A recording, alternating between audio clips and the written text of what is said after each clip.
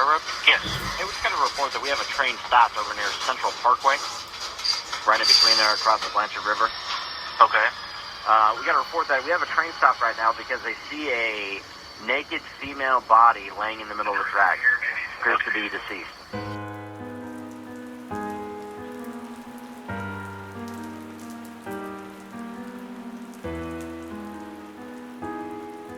This is the story of Vera Jo. The story begins in Findlay, Ohio, Hancock County, at the intersection of Center Street and Taylor. This case is the saddest one yet. It is hard to know the life that this girl was forced to live, that this could happen to anyone, someone like Vera Jo. On March 27, 2011, they found Vera laying on the railroad tracks, stabbed and beaten to death. A train had stopped and called 911 at 2:08 a.m., 5 hours after the murder had taken place. And what is just as tragic as her death was the life she was forced to live. I mean, she was beat, what I've heard, all day long. She thinks it's cute of Vera having black eyes and stuff, said she looked like a little squirrel. Vera was a very sweet girl. She was 24 years old and a loving mother.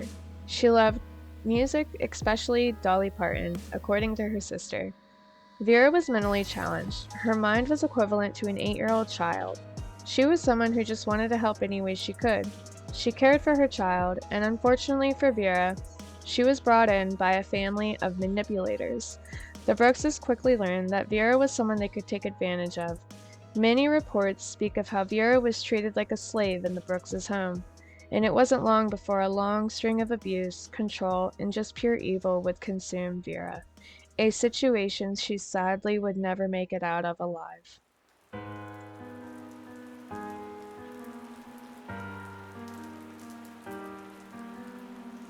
The system failed Vera Jo, and so did the authorities. In my eyes, everyone failed her, even the people that claim they are the closest. Because how hard would it have been to go to the Brookses' home to check on her and her daughter, knowing her mental stability? How come not one person stepped in at all? This story is wrong in so many ways. Sherry, the adult, didn't even step in to stop them, to stop her own kids from the assault, because it's sad that all she wanted was Vera's baby, the baby that was made with Zachary. Nicole and Danny were only together for one short week and murdered an innocent mother, a mother trying to learn herself. Vera needed support, not mental and physical abuse. They used this poor girl. She had no one on her side. She had ultimately no choice but to deal with it. Those people took her in. She felt loved at first, I'm sure, until she gave birth to the baby and started to show the ill will more to her.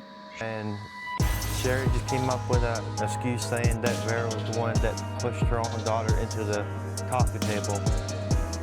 And Zachary just listened to what she said, went over to Vera, swung his fist and hit her in the face. She probably thought to herself the whole time that the abuse will hopefully end, and they will start to accept her. But sadly, it ended, just not in the way Vera hoped for. Dad said it's in the Bixler blood. I'm meant to kill, I guess.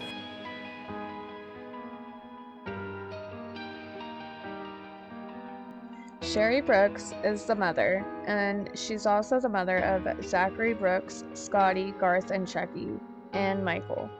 Shannon Brooks lives there with Michael. She is married to him. Danny is the cousin that got out of jail a week before Vera was murdered and brought his girlfriend, Nicole Peters, who is 17, to live with Sherry and the Brooks family. Vera was raped, assaulted by the Brooks boys on multiple occasions. She was living in terror, and this would ultimately be her biggest mistake of her life, if only someone was there to help guide her. The boys were not alone in the daily abuse. It was so bad that Nicole Peters followed Vera into the bathroom and with her own toothbrush, sexually assaulted her with it, then forced her to put it in her own mouth. Danny and Nicole were said to be openly sexually aroused every time they would hit her. They would abuse her physically, mentally, sexually, and go to their room to have sex. And when they were finished, the abuse on Vera just continued. All happened while a house full of people condoned and attributed to these heinous acts against an innocent girl. They made her sleep in unspeakable conditions. At points, she was forced to sleep in a closet with a pig and among its urine and fecal matter. They even made her drink Zachary's urine out of a cup, the man she loved, trusted, and had a baby with, humiliating her and abusing her on a daily basis. Officers were called to Sherry's house multiple times, more than 20 times in just 2 years, and so was social services, but not one time did they find it unfit. Despite the reports of the house being filthy, and with Sherry's history of neglect and abuse against her own children, this house was in horrible condition. The smell was almost unbreakable to caseworkers doing an inspection. Cockroaches were seen on the walls, animal waste found in multiple rooms, an overall filthy living environment for her baby and herself as well. But every time they came, Vera was made to lie, and Sherry never left her side when they questioned her. They claimed she wanted Sherry there every time they asked Vera if she was happy. How this was missed is unbelievable to me. Most of us know in cases of suspected abuse, the child is questioned separate from the suspected abuser. However, this did not happen here, because in Vera's case, she was an adult. How her mental disability was not acknowledged by police or legal services is still beyond me. On the day of the murder, mace was sprayed inside the house, and Vera was to blame. Everyone evacuated, and Shannon, who was claiming to be pregnant at the time, went to the hospital. And when she returned, she had claimed to have had a miscarriage due to the mace, what was called the icing on the cake to end poor Vera's life in the eyes of the Brooks' family. Vera had killed Shannon's baby, and that was what sealed her fate. Within hours of this, Vera would be dead. They sat and literally planned it out, and they were overheard by Scotty, deciding where to kill her and where to leave the body. He claims that he didn't take it seriously at the time and felt no need to warn Vera or even help her. But everyone else knew it was coming, and no one tried to intervene. It's supposedly believed because everyone was so scared to step in fear of being assaulted or killed themselves, so nothing was done. Danny and Nicole led Vera out of the house that cold night, almost as if Vera had known. She was so scared, screaming she didn't want to go. She just wanted to stay with her baby. This didn't last long. They all shouted and forced her to get her shoes on and get out the door.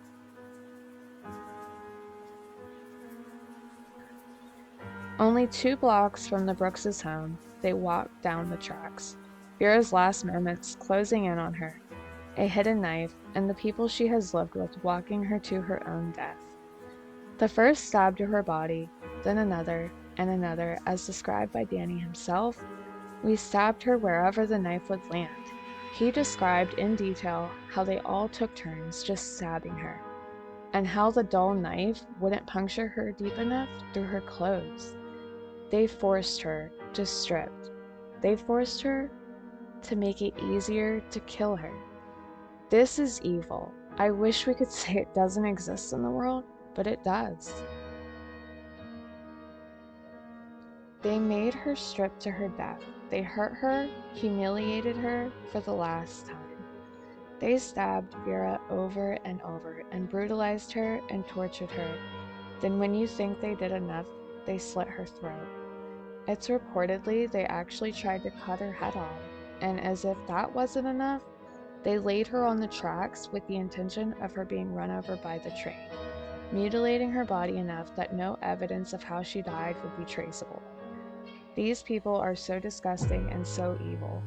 They let her lie there to die alone, naked, bleeding and afraid, clinging to the thought of her precious daughter. Poor Vera had enough strength to move herself off the tracks and just curl into a ball. She curled into the fetal position, and that position is known to comfort. Vera was dying alone and scared, but she knew enough to get her body in the middle so she could be found, so they could be found, to show just how evil they were to her. Daniel Bixler was the only one charged and convicted for the murder with a long sentence. Nicole Peters, although she was only 17 at the time, was tried as an adult for her punishment. Only 23 years in prison for all the abuse she inflicted and the death she was a part of. Yes, they are the true murderers, but everyone pretty much in the Brooks' household played a part in the beatings and leading up to Vera's death. They are both able to parole out after their sentence. Zachary was not charged in association with her murder. He was only charged with lying to the police, even though he beat Vera and violated her in many gruesome ways, and knew they murdered her, and didn't stop it. It's even reported that Zachary gave them permission to kill Vera moments before they took her to the trials. Sherry Brooks was charged with obstruction of justice for her attempt to steer police away from her sons, saying Vera was out with her boyfriend the night of the murder. A sad day for the justice system. It's hard to imagine how these police and public officials can allow such defying evidence against this woman just go uncharged.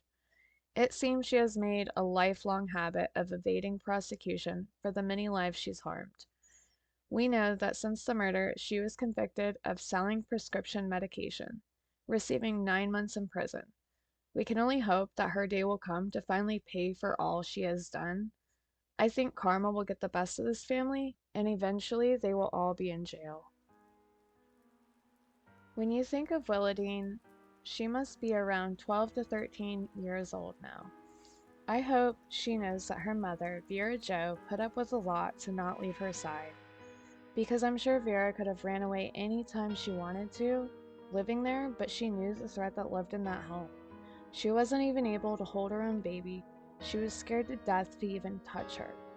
They had it literally beat into her head not to touch her own daughter, so I'm sure that played a big part in that feeling of being stuck and not to leave Willadine's side and to still have hope, and died having her daughter in her heart. Also, what was so sad in this overall was that the police recovered a note to her daughter stating, "I love you, Willadine. You are a decent baby girl to us.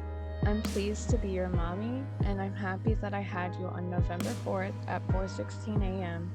6 pounds, 2 ounces, 19 inches long. Mommy loves you." One day, Willadine will know how strong of a woman her mother was. Vera was only 24 years old. She will not have the time with her baby. She will not have a whole life ahead of her. They took that from her. But her daughter will. Just knowing that her daughter is with a new family makes me so happy. Sherry Brooks is one evil person. She should be in jail right next to her son, suffering just like Vera did. She has no remorse for everything. For everything I read and watched about that family just makes me sick. They are all very guilty, and more should have been done about this case. So thank you for watching and hearing this story. I know that it was a sad one, but it needs to be heard. Please like and subscribe to my channel so you don't miss another story.